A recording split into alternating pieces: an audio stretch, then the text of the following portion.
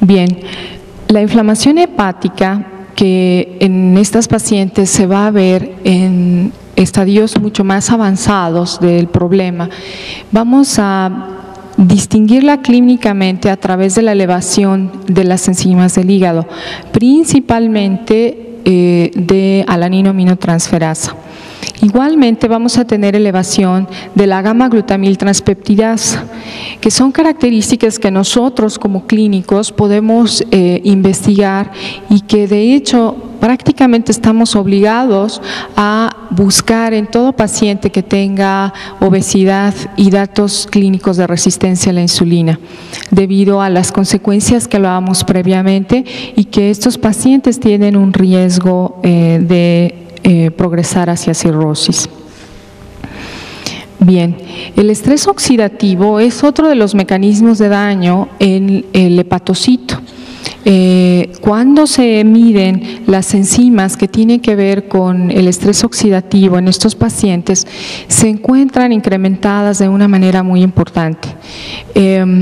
Y por otro lado, hay una alteración en la composición de ácidos grasos donde hay una desproporción y que vamos a encontrar principalmente, como decíamos previamente, ácido palmítico y esteárico, y que van a descomponer lo que nosotros esperaríamos de manera fisiológica en la membrana. Por otro lado, en estos pacientes existe un incremento en el contenido de colesterol en estas células. Si bien sabemos que la elevación de colesterol total no es la característica más importante de estos pacientes, cuando se investiga cuáles son las grasas que contiene el hepatocito, encontramos que existe una desproporción a expensas también, además de los ácidos grasos libres, de incremento en la concentración de colesterol. Y por otro lado, las ceramidas, que son constituyentes muy importantes de los hepatocitos, se encuentran incrementadas, dado que su metabolismo se ve bloqueado y hay un acúmulo constante de las ceramidas que finalmente van a hacer que disfuncione el aparato funcional de los organelos del hepatocito. Aquí tenemos un esquema en el cual se ejemplifica los efectos de estos ácidos grasos que les mencionaba previamente. Entonces tenemos que el ácido palmítico y esteárico van a estimular diferentes vías, por ejemplo el JNK, que esta es una enzima que tiene que ver con la vía de las caspasas, de las mapsinasas, que finalmente va a terminar en la vía de las caspasas y en apoptosis. Igualmente va a tener efectos deleterios con la proteína fosfatasa tipo 2, que va a desencadenar también una serie de proteínas que van a activar a la mitocondria con la vía intrínseca de la apoptosis. Libera citocromo C, activación de caspasas y muerte celular. Los lisosomas, a través de la misma proteína, el VAX, van a liberar sus enzimas hidrolíticas que regularmente pues sirven como un aparato de digestión para ciertos elementos que se van ingiriendo a través de endocitosis en la célula. Por ejemplo, cuando se lleva a cabo la endocitosis de colesterol, de las lipoproteínas, por ejemplo LDL, los lisosomas son muy importantes para digerir las proteínas y todos los componentes de las lipoproteínas para poderlo reciclar en la célula.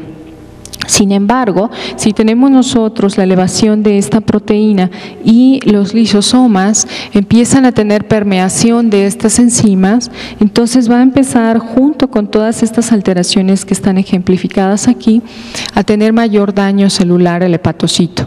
Y en consecuencia, lo que vemos clínicamente es elevación de las enzimas hepáticas por el mismo daño.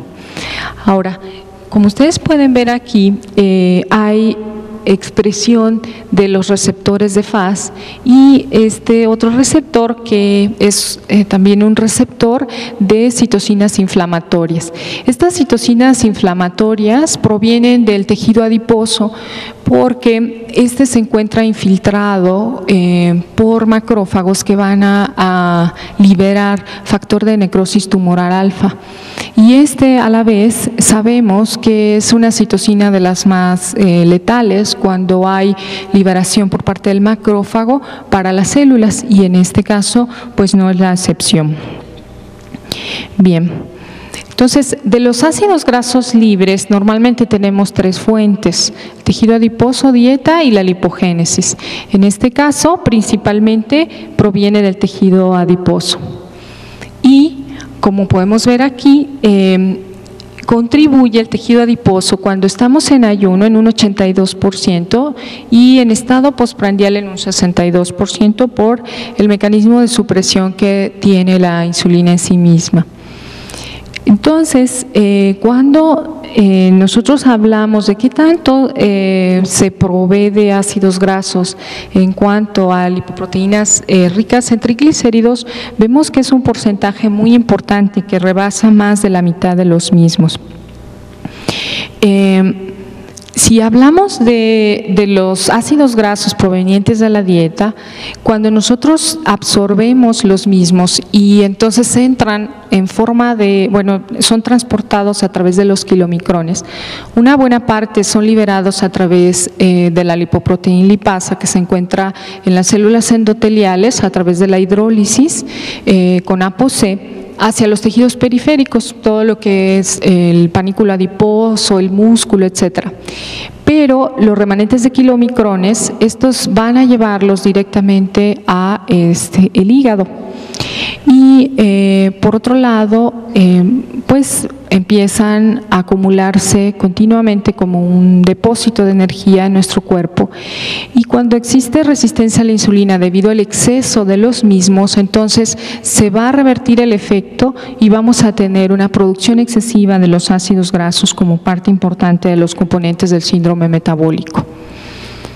Bien, entonces para probar la hipótesis si la concentración de lípidos y triglicéridos era mucho mayor en los pacientes que tenían estatosis hepática no alcohólica, Puri y colaboradores en 2007, dado que pues la mayor parte de las investigaciones que se han hecho han sido de manera reciente, ellos dijeron, bueno, vamos a tomar 9 sujetos que tengan ya diagnosticado estatosis no hepática y 9 sin ella.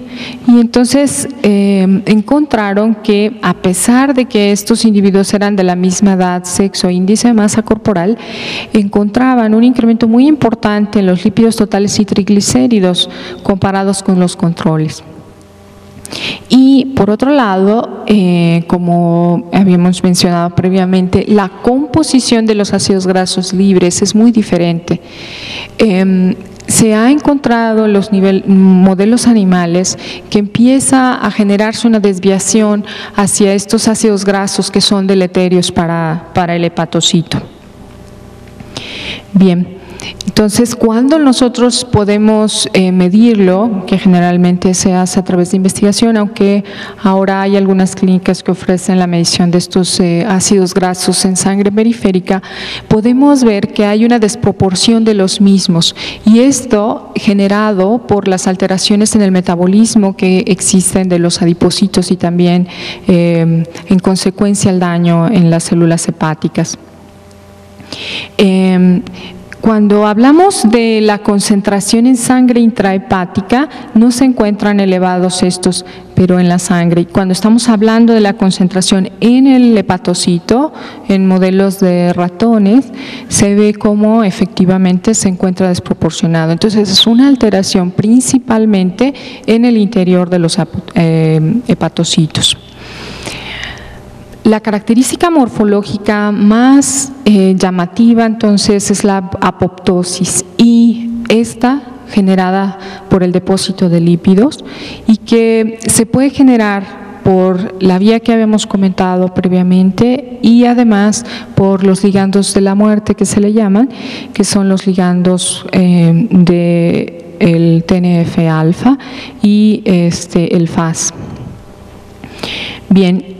Y bueno, también encontramos que otro de los ligandos, el TRAEL, que desencadena a través de la vía intrínseca, a través de la mitocondria, estrés intracelular, activación de los lisosomas y liberación de las enzimas, daño en el retículo endoplásmico y finalmente la muerte. Cuando se miden las proteínas proapoptóticas en los modelos in vitro y en animales, vemos que una gran cantidad de las proteínas que tienen que ver con apoptosis, que son proapoptóticas, se encuentran incrementadas. Y por otro lado, podemos nosotros correlacionar clínicamente la cantidad de apoptosis con la elevación de las citocinas proinflamatorias y además el grado de fibrosis que tienen estos pacientes. Los ácidos grasos libres por sí mismos logran incrementar la permeación de las enzimas de los lisosomas. Y bueno, pues finalmente esto resulta ser totalmente tóxico y desencadena pues una secuencia de eventos que van a terminar con la muerte del hepatocito. Bien, hay otra proteína que es la catepsina B, que también se ha medido en pacientes y correlaciona con el grado de actividad inflamatoria. Digamos, dentro del grupo de enzimas que podrían medirse desde el punto de vista clínico, podría esta ser una de las posibilidades para nosotros tener un poquito más de evidencia que podría tratarse. Y pues en modelos knockout de ratones, que lo que hicieron fue hacer el gen nulo para catepsina, se protegieron contra hígado graso. Entonces esto es algo bien importante que debemos nosotros tomar en consideración como una posibilidad terapéutica. Y por otro lado, también se ha utilizado algunos tratamientos que pueden manejarse, como por ejemplo el infliximab, que es un tratamiento que bloquea el TNF-alfa y que se ha visto en modelos animales que disminuye la evolución hacia estatosis. El retículo endoplásmico liso tiene también receptores de estrés en la membrana y entonces esto, conforme el paciente está sometido a estrés crónico, que en modelos de animales que incluso se les induce obesidad con dieta, por ejemplo la dieta de cafetería o alta en grasa, se ve como todas estas proteínas que ustedes ven mencionadas aquí se incrementan y bueno, pues finalmente esto va a generar una serie de cascadas que también tienen que ver con el daño celular y en la función general de la célula, dado que el retículo endoplásmico tiene que ver con la síntesis de proteína, con la glucosilación de las proteínas, también tiene que ver con el metabolismo de los lípidos propiamente, con la formación de fosfolípidos para constituir la membrana, etcétera. Entonces, esto es algo que finalmente es muy tóxico para la célula como tal. Y luego también hay otro mecanismo de daño en estas células que es a través de la fosforilación de la serina del sustrato del receptor de insulina y que va a ser un círculo vicioso porque va a generar a su vez más resistencia a la insulina. Entonces, en los modelos estudiados se ve como cuando se da una dieta alta en ácidos grasos saturados, que son los que constituyen un componente muy importante de la dieta actual de comida rápida y procesada, comparados con modelos, con animales que son alimentados con ácidos grasos poliinsaturados, para sorpresa de todos, disminuye el estrés oxidativo que tiene el retículo endoplásmico. Entonces, para traducir esto a la clínica, es algo bien importante que nosotros debemos de recordar con una alimentación de estilo mediterráneo, ¿no? Que tenga más cantidad de ácidos grasos poliinsaturados, de tipo vegetal, etcétera, que traducido a la clínica nos ayudaría a evitar pues este tipo de problemas. Incluso dentro del tratamiento de la esteatosis está indicado pues tratar de cambiar pues la composición de la alimentación. Bien, y bueno, pues no es la excepción las características que se encuentran en el ser humano. Y también se ha visto en la superficie de los hepatocitos cómo se expresan de manera más importante todos estos receptores para inflamación. Tenemos receptores de tipo 1 y 2 y todos se encuentran incrementados en el hepatocito que tiene este tipo de pacientes con todo lo que es la activación de inflamación. Bien, todos sabemos que conforme se ha ido estudiando la obesidad, actualmente se considera una enfermedad inflamatoria debido a todos los cambios que se generan de producción de citocinas inflamatorias en el hígado.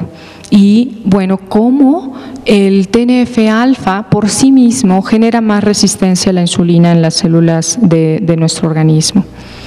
Entonces, todo va ligado como un círculo en donde tenemos nosotros que actuar de alguna manera para romper este círculo, para disminuir la adiposidad del cuerpo y a su vez disminuir la elevación de ácidos grasos libres que van a generar daño en el hígado, además más resistencia a la insulina, daño también en célula beta, que no es tema de esta plática, pero que también debemos de recordar.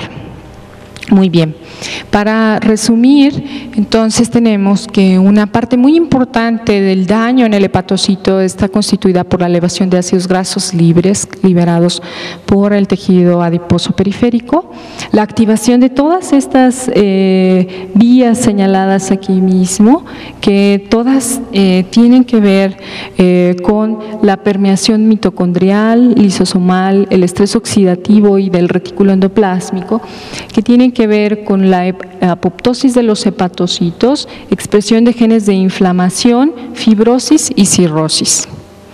Muy bien, para concluir, les mencionaré que pues, los cambios secundarios del hepatocito a las alteraciones metabólicas que genera la obesidad y resistencia a la insulina están relacionados con liberación de ácidos grasos, los ácidos grasos libres que generan estrés en el retículo endoplásmico, así como la inducción de proteínas proapoptóticas de la mitocondria y lisosomas, y por otro lado el TNF-alfa que se encuentra elevado por el proceso inflamatorio que genera expresión de proteínas de muerte celular. El estrés celular, a su vez, que se genera por el proceso inflamatorio, lleva a apoptosis, posteriormente fibrosis y eventualmente cirrosis. Muchas gracias.